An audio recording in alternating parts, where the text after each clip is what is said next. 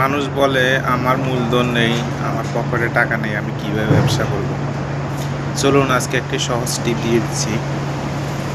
আপনার এলাকার বাজার অথবা পার্শ্ববর্তীতে দু চারটা বাজার থাকে এলাকার আশপাশে, ওই বাজারগুলোতে যান, যেখানে দেখবেন যে কাঁচা বাজার বিক্রি করতেছে অনেকেই 8-10 পকর 20 পকর পদ নিয়ে কাঁচা বাজার করতেছে।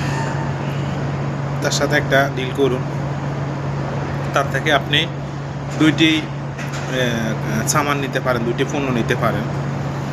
ধরুন জাস্ট আপনি আলু নিলেন, পেঁয়াজ নিলেন, যে কোনো দুইটা পণ্য নিলেন, নিয়ে তার সাথে এমন একটা ডিল করুন যে আমি সারাদিন আজকে এগুলো সেল করব।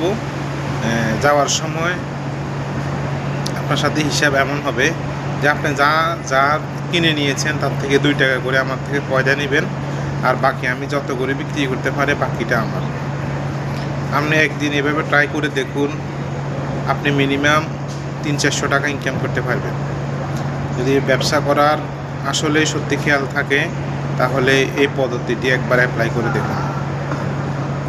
যে কোনো একটা বড় দোকানদার থেকে কিছু পণ্য নিয়ে আপনি বাজারে এক পাশে বসে বিক্রি করুন, দেখবেন ইনশাল্লাহ আস্তে আস্তে আপনি বড় একটা ব্যবসায়ী হতে পারবেন। এভাবে শুরু করতে হয়। এখন আপনার উপর কোনো প্রেশার নেই, ফ্যামিলি প্রেশার নেই, নিজের বাচ্চা কাচ্চা নেই।